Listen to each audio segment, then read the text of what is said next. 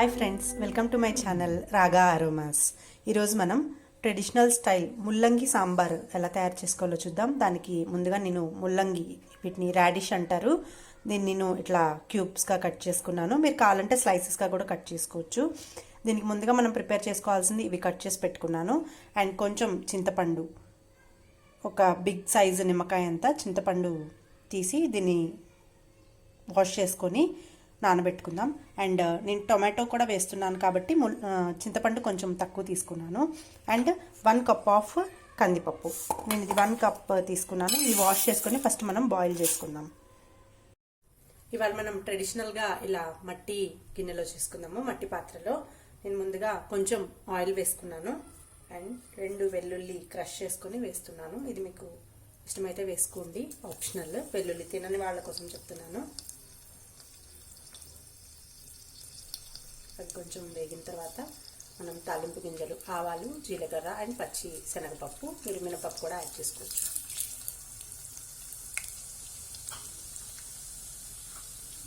And కొంచెం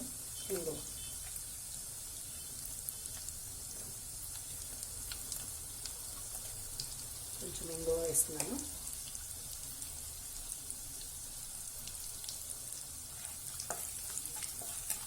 ఇది heat అయిన తర్వాత కొంచెం టైం పడుతుంది.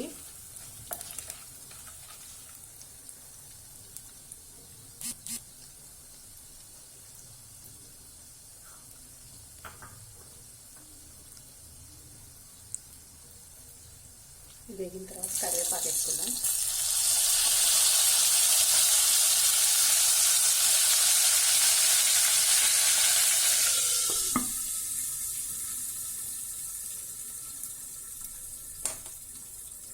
కరివేపాకు చిప్పర్లాడిన తర్వాత మనం టొమాటో, ఆనియన్ అండ్ పచ్చిమిర్చి వేస్తున్నాం. వీటితో పాటు ముల్లంగి ముక్కలు మనం ఏవైతే తీసుకున్నానో అది కూడా యాడ్ చేస్తున్నాం. వేసుకొని ఒకసారి కలిపేస్తున్నాము.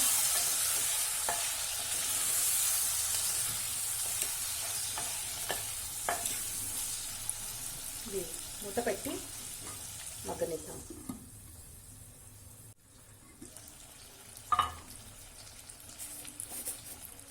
ఇవి త్వరగా వేగటానికి నేను కొంచెం సాల్ట్ వేస్తున్నాను.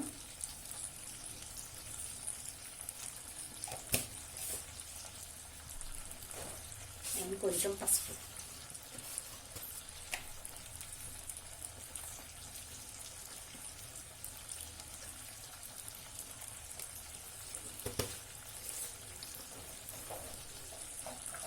ఒకసారి కలిపేసుకొని మనం మూత పెట్టి ఒక 5 to 10 minutes వీటిని మగ్గనిద్దాము, సాఫ్ట్ అయ్యేలాగా. ఈ మట్టి పాత్రలకి మనం స్టీల్ స్పూన్స్ వాడకూడదు కదా, స్టీల్ గరిటెలు, అందుకని నేను ఇలా చక్కెర తీసుకున్నాను. లిడ్ పెట్టేసి మగ్గనిద్దాం. మధ్య మధ్యలో ఒకసారి కలుపుకుంటే ఇవి సాఫ్ట్ అయిపోతాయి. ఆల్మోస్ట్ మగ్గిపోయాయి కదా. ఇందులో మనం కారం యాడ్ చేసుకుందాం. నేను 2 స్పూన్స్ కారం యాడ్ చేస్తున్నాను.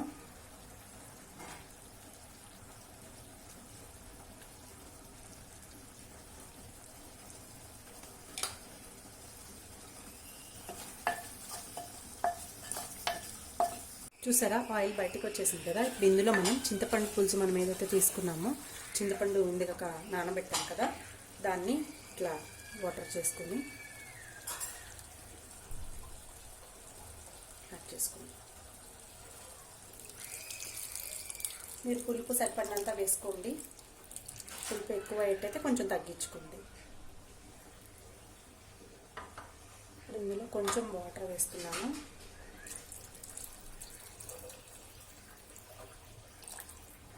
వాటర్ వేసి వీటిని బాయిల్ అవ్వనిద్దాము. పులుసు మరుగుతుంది. ఈలోపు మనం బాయిల్ చేసుకున్న పప్పు ఉంది కదా, దీన్ని మనం మెత్తగా మెత్తుకుందాం. అంటే మీ దగ్గర బ్లెండర్ ఉంటే బ్లెండర్తో మిక్స్ చేసుకోండి. నేను ఇప్పుడు మెత్తగా మెత్తేస్తున్నాను. నేను ఇలా పప్పు మెత్తగా బ్లెండ్ చేసుకున్నాను. మీ దగ్గర మిక్సీ జార్ ఉంటే మిక్సీలోనే వేసుకోవచ్చు. ఇలా చేస్తే ఏమవుతుందంటే పప్పు పప్పుగా లేకుండా బాగా సాంబార్లో కలిసిపోతుంది అన్నమాట. ఇప్పుడు ఈ పప్పు ఇందులో నేను యాడ్ చేస్తాను.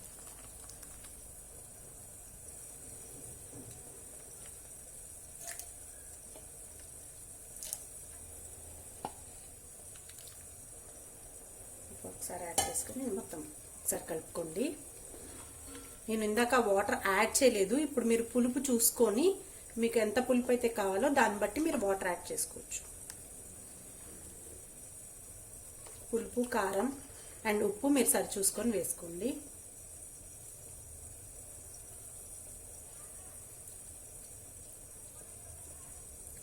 కొంచెం పుల్లగా ఉన్నాయి, నేను కొంచెం వాటర్ యాడ్ చేస్తున్నాను.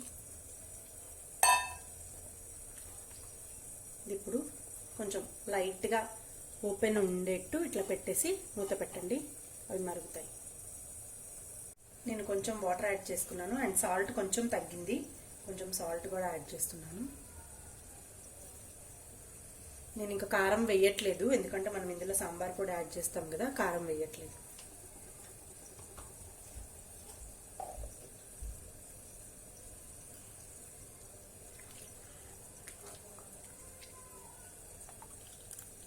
ముక్క చూసారా అలా మెత్తగా అయిపోయాయి. ముల్లంగి సాంబార్ చాలా టేస్ట్ ఉంటుంది, ఒకసారి మీరు కూడా ట్రై చేయండి. నేను ఇంక ఇందులో వెజిటబుల్స్ ఏమీ యాడ్ చేయలేదు, బెండకాయ కానీ సొరకాయ కానీ. మీరు కావాలంటే ఆ వెజిటబుల్స్ కాంబినేషన్తో కూడా చేసుకోవచ్చు.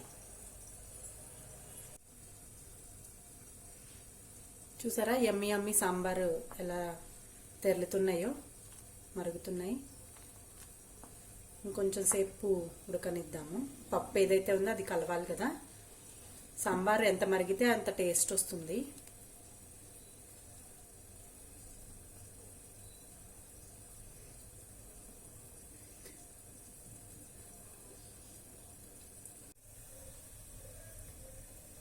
ఇవి మరిగిన తర్వాత కొంచెం నేను ఎంటీఆర్ సాంబార్ మసాలా వేస్తున్నాను. ఇందులో 2 స్పూన్స్ వేస్తున్నాను. ఎంటీఆర్ సాంబార్ మసాలా చాలా టేస్ట్ వస్తుంది. ఇది ట్రెడిషనల్గా తయారు చేస్తారు కదా, చాలా బాగుంటాయి టేస్ట్. ఒకసారి కలిపేసుకుందాం.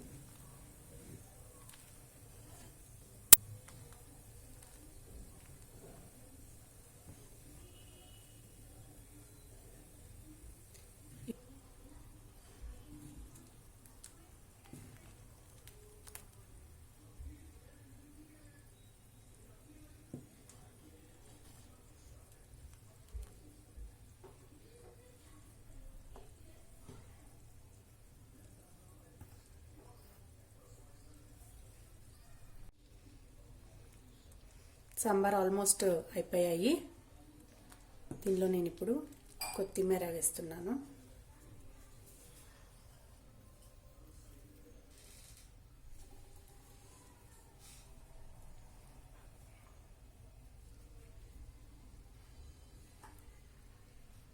స్టవ్ ఆఫ్ చేసేసుకుందాం.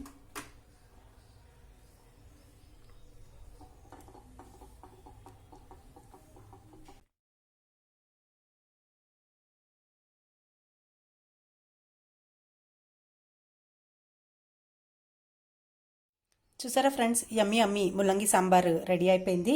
మీరు కూడా ఈ రెసిపీ ట్రై చేసి నాకు ఎలా వచ్చిందో కామెంట్స్లో చెప్పండి. Thank you for watching. Bye bye.